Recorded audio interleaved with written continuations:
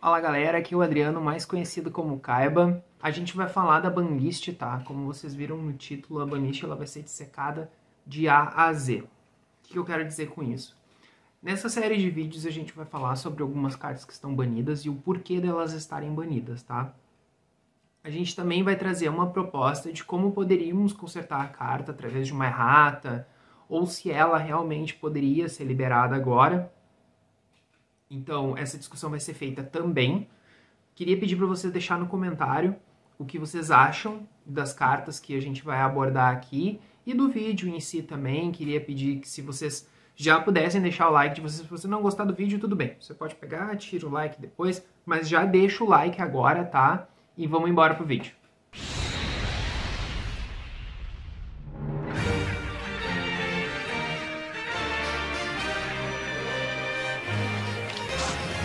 Só para complementar, pessoal, essa discussão ela é muito válida quando a gente tenta entender o meta de Yu-Gi-Oh!, tá?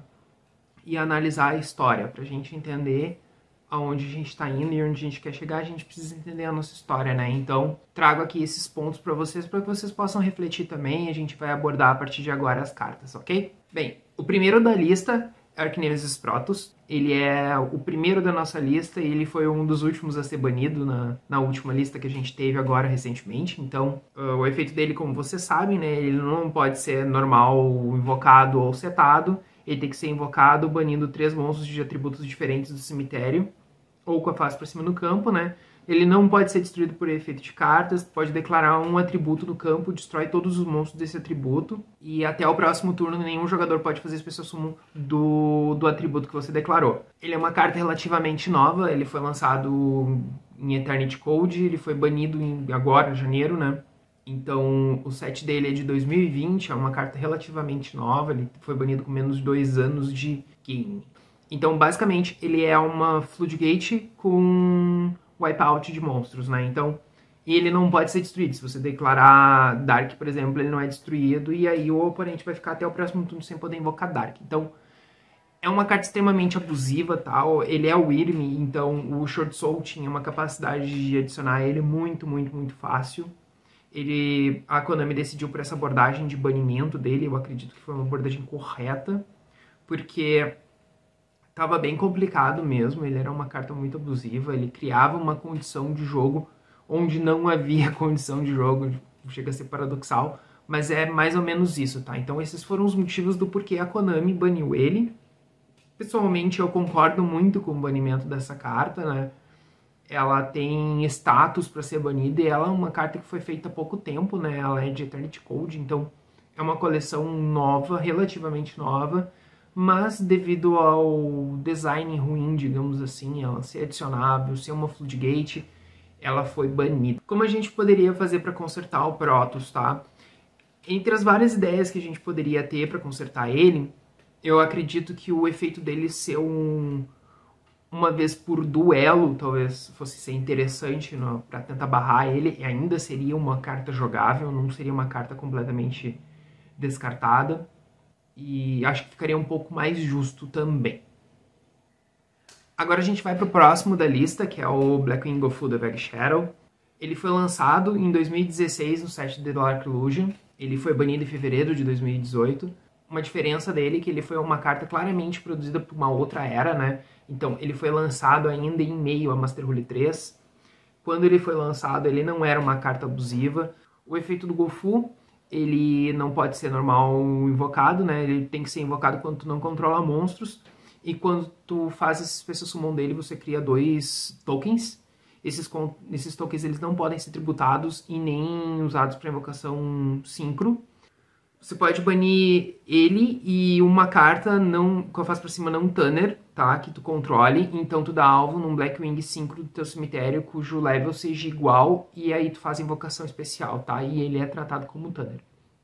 Então a gente vê que ele é bem fechado dentro do deck dele pra tu conseguir realizar o efeito. Porém, com a criação dos links, né, o efeito dele fica extremamente abusivo porque tu pode utilizar os tokens pra link, né? Então, no início da Era Link, ele não era abusivo, porque você não conseguia fazer muita coisa com ele. Você poderia fazer um decode, alguma coisa assim. E depois de um tempo, ele começou a apoiar para você fazer um firewall. mas ele ainda não era abusivo no início da Master Rule 4. Então ele seguiu sendo utilizado, né? O Spiral conseguiu utilizar bastante ele, e alguns decks do ACG também fizeram bastante uso do Gofu, mas infelizmente com o avanço dos monstros Link, né, com o avanço da Master Rule 4, o Gofu teve que ser banido, porque ele virou uma carta extremamente abusiva, tá? E aí a gente, para pensar em alguma maneira de consertar a carta, fica complicado na medida que os tokens não podem ser utilizados como material síncro. Eu acredito que se tu limitasse, se tu fizesse o efeito dele, tá? Criando os tokens e limitasse o teu extra deck a apenas monstro 5, talvez ele não fosse ser tão abusivo. Acredito que dentro da mecânica Blackwing ele seria uma carta boa, seria uma carta utilizável. Então, a gente não destruiria a carta com essa errata. E acho que essa é a proposta aqui do quadro. O próximo da lista, pessoal, é o Blackwing Steam the Cloak. Ele foi lançado no Dragons of Legends em 2014 e ele foi banido em abril de 2020. O efeito dele é o seguinte: quando ele sai com a face para cima do campo, ele cria um token. Se ele estiver no teu cemitério, tu pode tributar um monstro para fazer a Special Summon dele do cemitério para o campo. Tu só pode fazer esse efeito dele uma vez por duelo, e se ele for invocado dessa maneira, utilizado para síncro, todos os outros materiais de síncro tem que ser Blackwing, tá? Isso é completamente irrelevante. Com a existência de Needle Fiber, a gente cria um problema para todos os monstros Tunners que existem no jogo, tá? No ACG não existe esse problema, porque o Hulk, enfim, lá ele é banido, mas aqui no TCG a gente tem esse problema. Então, quando o level design dos Turners torna eles muito bons, eles têm que ser banidos, ou o Hulk Fibrix tem que ser banido. O que acontece aqui no TCG é que o Hulk Fibrix continua jogando e os Tunners são banidos. Então, por este motivo, principalmente por isso, o Steam the Cloak foi banido, tá? E eu não vejo qualquer maneira de ele existir enquanto a gente tiver Hulk Fibrix no jogo. O Blackwing Steam the Cloak poderia ser consertado com a mesma restrição que eu citei para o Gofu, que à medida que você faz o efeito dele, você restringe o seu extra deck somente monstro síncro. Eu acredito que seria uma carta jogável, principalmente dentro do arquétipo. Então nós não estaríamos destruindo a carta como errata, e sim tornando ela jogada dentro do próprio arquétipo. O próximo da lista é um Dragon Holler, tá? Os Dragon Hollers eles vão ter um destaque aqui na lista também. Ele foi lançado em 2013 no site Lord of Tachyon Galaxy, tá? Todos os Hullers eles foram finalmente banidos em abril de 2015. Os Hullers eles foram um deck lendário, né? Então vocês têm as lendas, quem não jogou aquela época pode puxar aí e ver vídeos na internet também que falam sobre a época do Dragon Holler, né?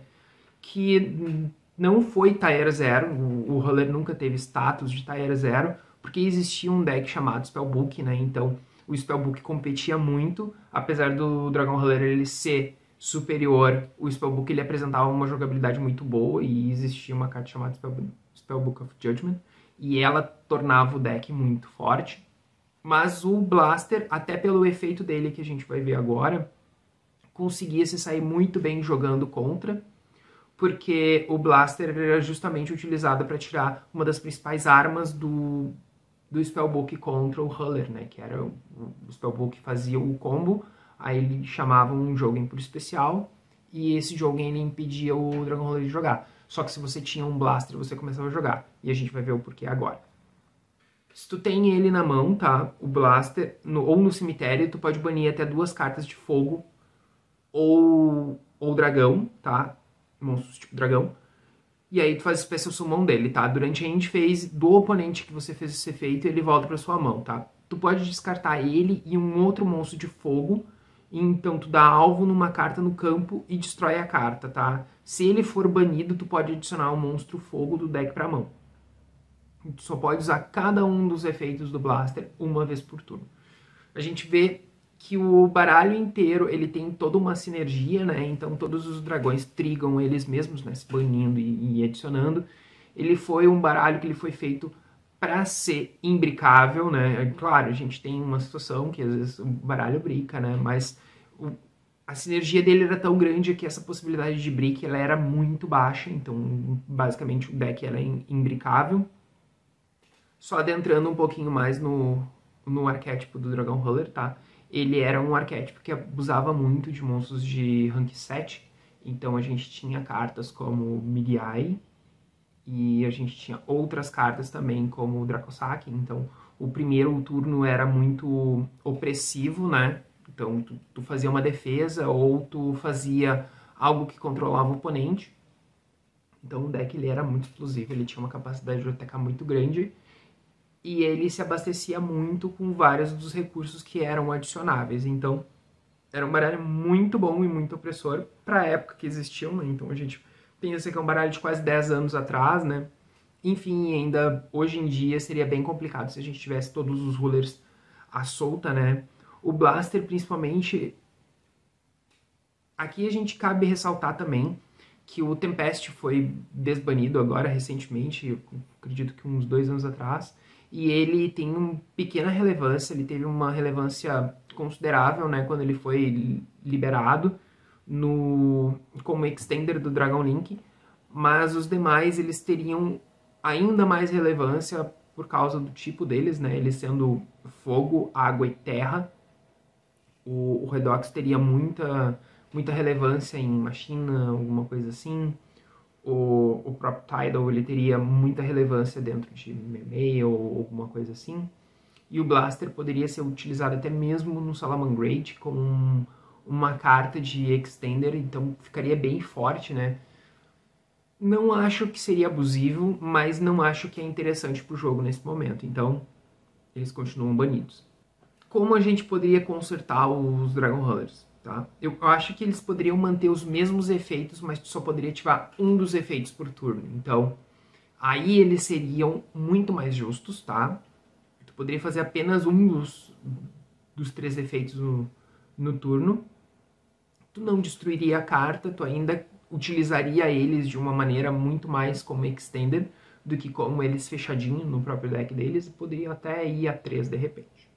Indo para a próxima carta, agora a gente vai falar do Block Dragon, tá? O Block Dragon é uma das cartas que chegou a tornar o Yu-Gi-Oh! Inviável, tá? Não era possível tu jogar de alguma coisa que não fosse de Adamantipator quando o Adamantipator saiu.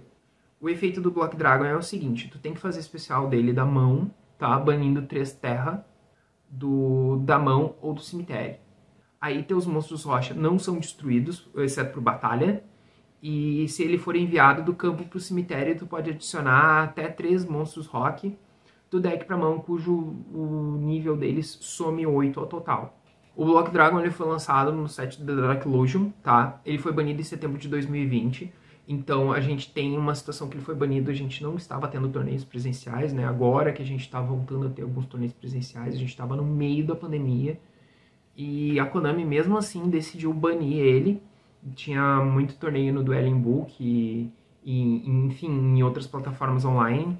E era simplesmente inviável jogar porque era só Block Dragon que a gente assistia. Era uma coisa que literalmente a gente estava assistindo os outros jogarem. Porque ou tu jogava com ele e aí tu praticava a mesma coisa, ou tu só assistia aquilo ali acontecer. Não existia deck viável a não ser o Adamantipator quando o Adamantipator saiu, tá, pessoal? Pra gente tentar consertar essa carta, ela simplesmente não tem conserto, a não ser se tu destruir ela. Não existe nenhum tipo de restrição para ele que torne ele viável dentro de um cenário competitivo, porque ele é uma carta que foi projetada para uma época onde não existiam monstros que poderiam utilizar a capacidade dele, mas aí, enfim, saiu um arquétipo que elevou isso a uma potência que o próprio Yu-Gi-Oh! Não conseguiria sustentar. Tanto que mesmo em meio a uma pandemia e sem torneios presenciais, essa carta foi banida. Bem, galera, para não nos estendermos muito, eu vou abordar só esses aqui nesse vídeo, tá? Nos próximos vídeos a gente vai continuar a lista, então acompanhem, tá? Eu vou deixar, quando tiver a lista pronta com os vídeos, eu vou deixar aqui linkado também, vai aparecer aqui em algum lugar. Vocês podem ficar tranquilos. Espero que vocês tenham gostado do conteúdo que eu tô trazendo para vocês.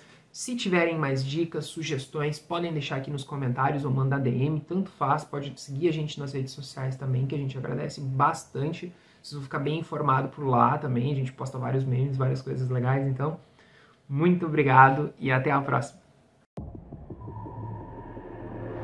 I've never felt so alive in my life.